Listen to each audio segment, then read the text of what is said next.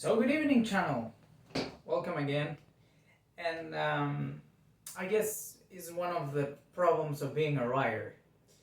To be a great writer, I think two things are important. One, that you decided to be a vehicle of truth. Some writers might not have this characteristic, but other ones like to write about the truth. And second one is the quality of the ideas you can find within your novel, within your book, within your essays, whatever. So that's why today I have these ideas, and when I have good ideas, I like to make videos and share them or just record them. And the idea of today is from one of my biggest books. I'm the writer of 3 books. One is published already, this one here. And then you have the first one I wrote, which is longer. It's more than half of a Bible. Perhaps after edit will be bigger or smaller, we will see. And one of the ideas I developed in that book, or at least in one of the meditations I had there, was thinking about what is wealth, what makes people wealthy. And from that point, I talk about many historical events and some of the main reasons why people become extremely rich, which is intellectual property, investments, and other different possibilities. Perhaps there were like 7 or 8, if not more. Okay.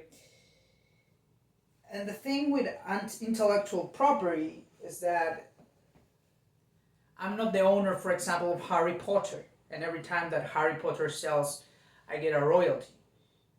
I got a book, and in some way I'm the owner of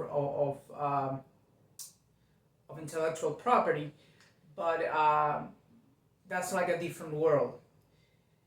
And the interesting thing I'm going to share in this video is one of the conclusions I had at the end of this very long book I wrote, which is the possibility of being the owner of funds.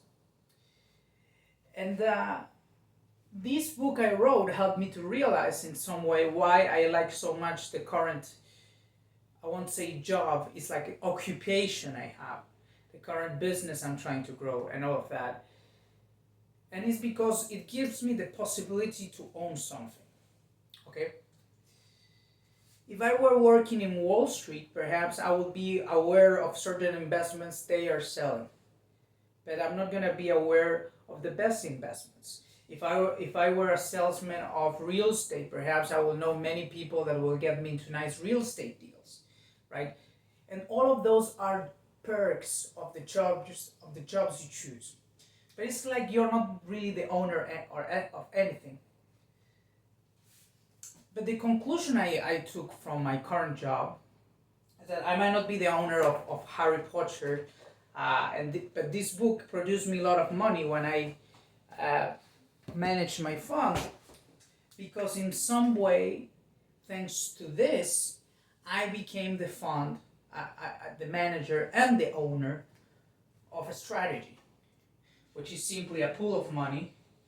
And it's a very good thing to underline that this doesn't stop me to have many other pools of money with different strategies. This is very good. This is very important to remember it, right? But I'm the owner of a pool of money with a specific strategy. And if I manage it correctly, and I have the capability and the opportunities, and the market conditions are good enough, and the years ahead of us are good enough and peaceful enough, I always like to underline nuclear peace. I'm one of the first generations that has all the world in a check, in a stalemate because of nuclear weapons, right?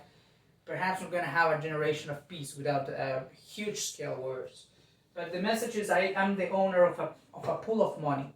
And if this pool of money is growing at, I don't know, let's do a random number, 57.6% average returns, perhaps after leverage a little bit more. If I'm the owner of this pool of money, the time I'm spending and sacrificing took me to become the owner of something. And I think in the long term, if we're going to talk of self-made wealth, that's the key, right? You are the owner of something. In the same way, J.K. Rowling, when she spent so much time writing Harry Potter and thinking about it and developing the skills necessary to produce such a beautiful piece of literature, when she was sacrificing herself, at the same time that sacrifice took her to be the owner of something, a private property, an intellectual property in a book like the one I have, which isn't a novel and isn't fiction, but well, who knows? Perhaps J.K. Rowling is true, and I'm just a mogul that cannot see the wizards out there that do magic, and then they have portfolios that return 200% a year. I'm joking. So, what I'm saying is that when J.K. Rowling sacrificed, she was in the path of becoming the owner of something. In the same way, one of the reasons I like my job so much is because when I sacrifice, I become the owner of this pool of money and this growth. And if I don't manage my fund, if I don't do the research, if I don't improve the quality of what I buy, selling and buying something better, right? This doesn't work.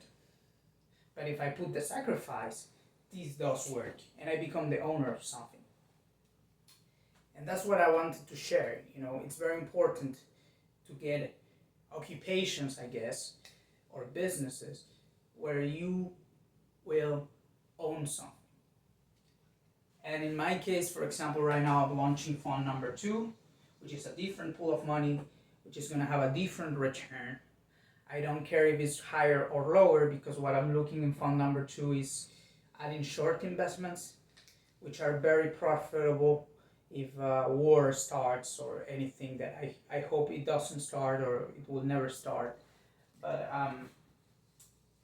this second fund I could own is something I'm launching, right? And then I can, for example, I know some real estate funds I was studying the other day where you need minimum $200,000 to investments, but then I can get into those funds and I become the owner of a different pool of money, right? But it's like you become the owner of something, and some jobs doesn't have that. And to finish, I was thinking in this example, imagine that you get a house, or you buy a house, you buy a property or a building with multiple apartments. You can get a regular one, an ugly one, and it's gonna cost you a lot of headaches. Tenants are gonna leave, and then you have to work and feel it again. Or you can become the owner of something very beautiful. A very beautiful house or very beautiful building where people stay, and even when they leave, the property is so beautiful that they recommend it to other people, and the apartment is always or the building is always with over 90% occupancy rate, right? Like some of the best investments in real estate. So you could own that, or perhaps you could use your money to buy yourself into a lower quality of property or a lower quality of profession, and you're gonna get trapped into that. And that's not wealth, because you just bought something that is wasting your energy and time, and it's hard to manage because your product needs to be improved. Okay, the same I apply to my book. My book has over more than 340 editions and improvements, because I'm aware that if you improve the quality, the product becomes easier to manage. Okay, but what I'm trying to say is that being a fund manager is giving you access to ownership that's guaranteed by you. I guess you can trust yourself, of one of the best things you could own, which is a pool of money which is growing at high interest rate, at a high, because it's not a loan, at a high return, right? And in some way, if you look at Warren Buffett, he was the owner of that, of a pool of money that was growing an average of 28% a year, some years higher, other years lower. And as a last thing, if you look at Jeff Bezos, he was the owner of the same pool of money, but it was a company named Amazon, right? And the same with other people. They're simply the owners of something it's growing a lot. So the big question, the big philosophical question to finish this video is, where is this thing you have in your life is taking you? Where is your decision taking you? Where is your openness to buy this or don't buy this taking you? Are you buying the highest quality of things or not, right? The big question is that, what am I going to own? Is my inheritance good or bad? Am I not going to get any inheritance? Okay, fantastic. So you're empty and you can fill yourself with the best ownership you could gather.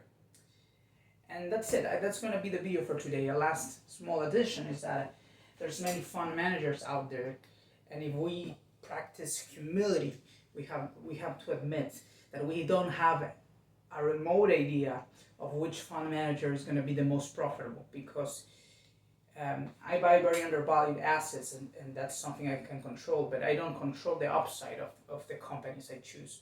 I don't control if they work extra hours or if they come with some extra patents or drugs or whatever they are selling, pharmaceutical drugs that will increase the upside, much more than expected. Okay, so thank you for watching, and I hope this video was interesting, and have a good night. Thank you. Many blessings. Oh, small sponsor today. Go buy it. The best secret, sorry, not the best secret, the best way to hide a secret from people is to write it down in a book. They aren't smart enough to go and read it. Goodbye, good night.